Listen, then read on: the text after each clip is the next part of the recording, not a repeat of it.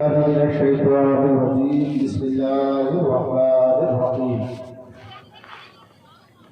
ألا إن أولياء الله لا خوف عليهم ولا هم يحزنون الذين آمنوا وكانوا يتقون آمنت بالله صدق الله مولانا العظيم وصدق رسوله النبي الأمين الكريم ونحن على ذلك لمن الشاهدين والشاكرين والحمد لله رب العالمين. بزرگوں، ملت کے نوجوانوں، عزیز بچوں، آئیے سب سے پہلے ہمارا انتہائی خلوص و محبت کے ساتھ گنبد خضرا کی جانب لگا کر بھیک دینے والے آقا مدعا مدینے کے تاجدار دونوں عالم کے مالک مختار ہم غریبوں کے غم حسان سیدی ابرار و اخیار شہنشاہ ذیقار رحمت للعالمین طاہر الواسین علی سے بے قصار تارا ساسی بردمندہ قرنین میں سب سے انوکھی سب سے نرالی دائی حلیمہ کے گوڑ میں پالی سجدہ عاملہ کی راج گلارے حضرت عبداللہ کے جگر پاری یعنی حضور احمد مجتبہ محمد مصطفیٰ اللہم فدا صلی اللہ علیہ وسلم کی بارگاہی بھی کسبناہ میں ہم اور آپ اپنی غلامی کا ثبوت پیش کرتے ہوئے والدہ انداز کے ساتھ مکمل بیداری کے ساتھ درود پاک پڑھیں اللہم صلی اللہ سیدنا محمد مولانا محمد وسلم صلاۃ سلام علیک یا رسول اللہ صلی اللہ علیہ وسلم.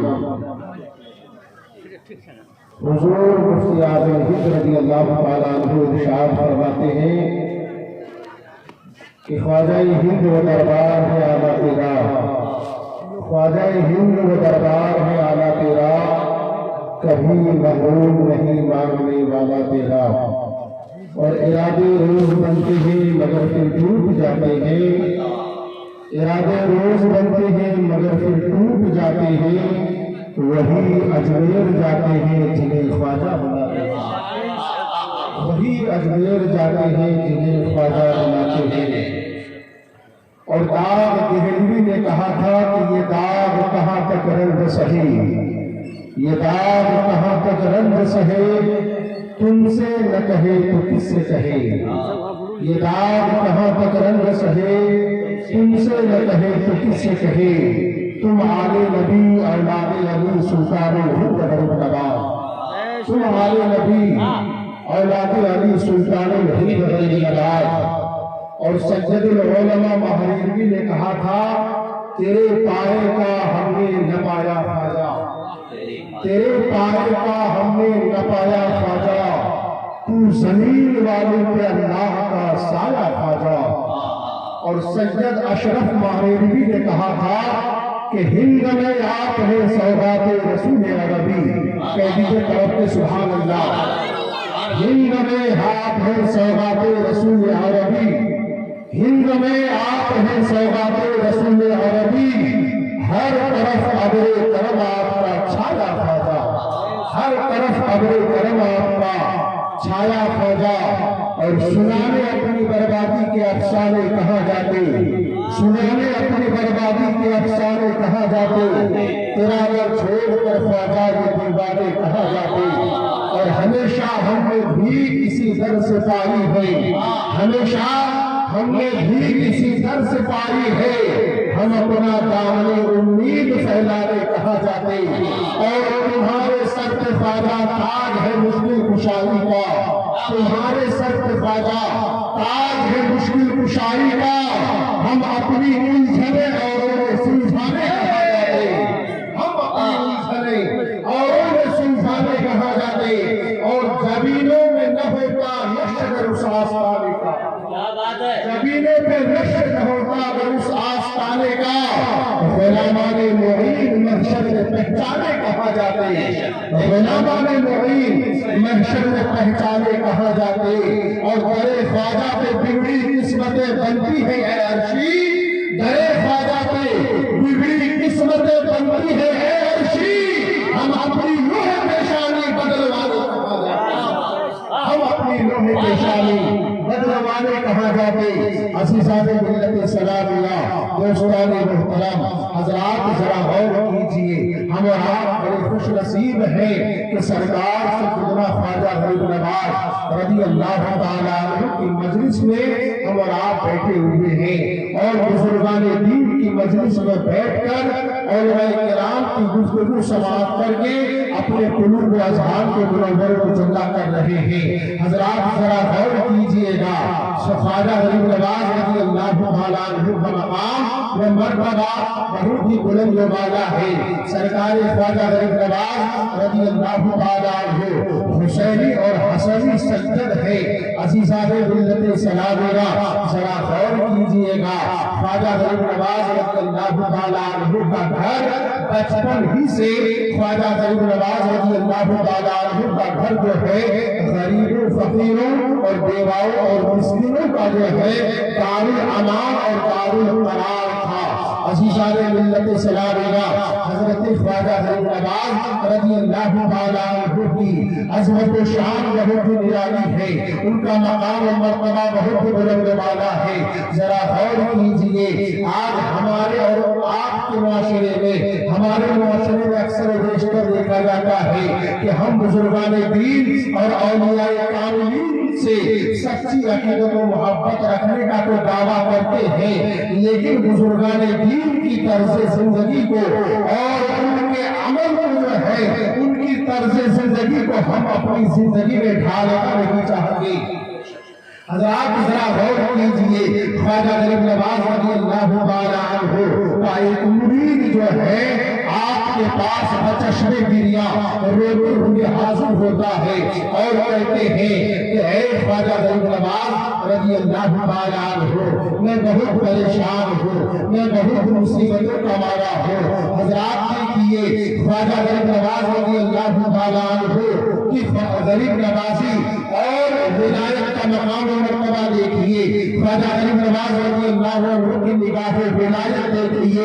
ایک مرید آتا ہے، آنے کے بعد عرض کرتا ہے اے خواجہ غریب نواز، ہم بہت پریشان ہیں اور شہر کا جو حاکم ہے انہوں نے ہم کو شہر سے نکل جانے کا حکم دے دیا ہے، ہم کو شہر سے چلے جانے کا حکم دے دیا ہے، اب ہم بہت پریشان ہیں، کریں تو کیا کریں؟ خواجہ غریب نواز رضی اللہ عنہ کی نگاہ ولایت دیکھیے، سلطان الہند عطا رسول خواجہ معین الدین چشتی سنجری اجمری رضی اللہ تعالیٰ عنہ ارشاد فرماتے ہیں کہ میں نہیں جانتا کہ تم کو کس وجہ سے نکالا جا رہا ہے، مجھے یہ نہیں معلوم کہ تم کو شہر سے کیوں نکل جانے کا حکم دے دیا ہے، اور نہ ہی مجھے یہ علم ہے کہ حاکم تم کو کس وجہ سے اپنے شہر سے نکلنے کا حکم دیا ہے۔ میں تو اس سے اتنا جانتا ہوں کہ اب وہ حاکم اس شہر میں موجود نہیں ہے، اب وہ حاکم اس شہر میں نہیں ہے۔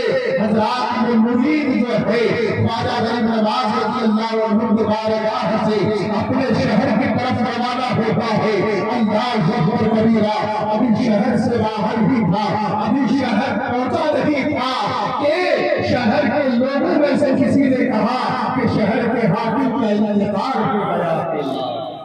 شہر کے حاکم کا نگاہ ولایت دیکھیے، شہر کے حاکم کا انتقال ہو گیا ہے، اسی لیے تو کسی کہنے والے نے کہا ہے کہ مدد کو رحمت پروردگار آتی ہے۔ کہہ دیجیے نا طرف سے سبحان اللہ، مدد کو رحمت پروردگار آتی ہے، مدد کو رحمت پروردگار آتی ہے۔ پکارتا ہے اگر کوئی یا غریب نواز، پکارتا ہے اگر کوئی یا غریب نواز۔ حضرات بڑی تیزی کے ساتھ سنتے چلے کہ خواجہ غریب نواز رضی اللہ تعالیٰ عنہ کا مقام و مرتبہ کس قدر بلند والا ہے۔ حضرات ہندوستان کا جو ہے ایک بہت بڑے بادشاہ گزرے ہیں جن کا نام ہے حضرت سلطان شمس الدین التمش رحمۃ اللہ تعالیٰ علیہ۔ حضرت سلطان شمس الدین التمش رحمۃ اللہ تعالیٰ علیہ کو حضرت خواجہ غریب نواز رضی اللہ عنہ کے خلیفہ حضرت خواجہ قطب الدین مختار کاکی رضی اللہ عنہ، خواجہ قطب الدین مختار کاکی رضی اللہ عنہ جن کا مزار مقدس دہلی میں واقع ہے۔ عزیزان ملت سلامیہ، حضرت سلطان شمس الدین التمش کو حضرت خواجہ قطب الدین مختار کاکی سے بڑی عقیدت و محبت تھی، بہت محبت فرمایا کرتے تھے۔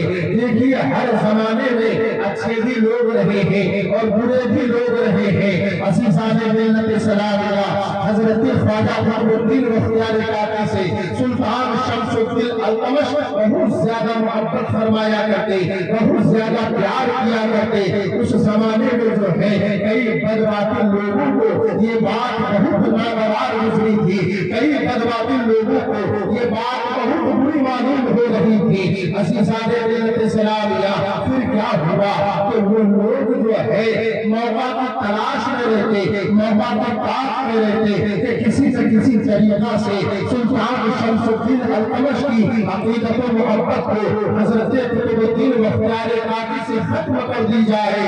اللہ اکبر کبیرہ۔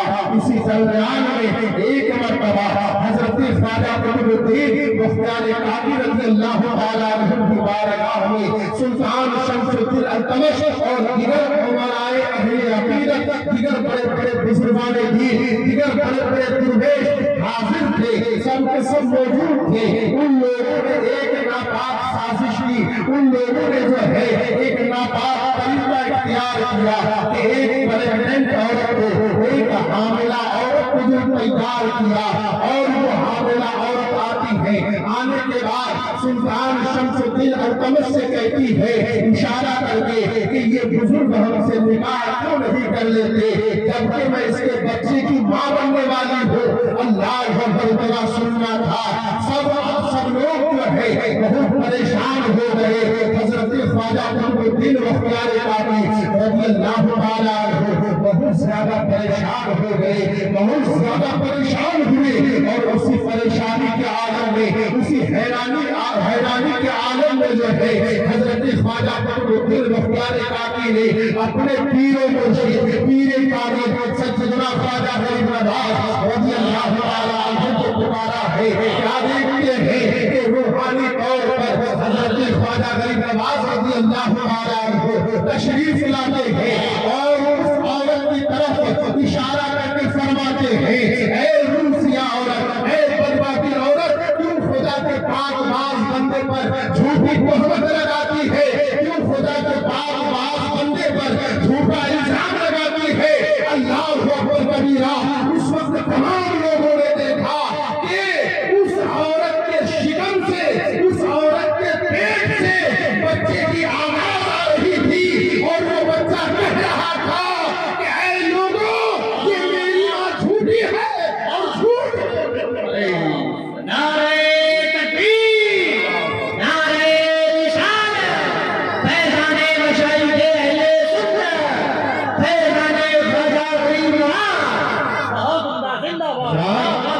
فرمایا خواجہ غریب نواز رضی اللہ تعالیٰ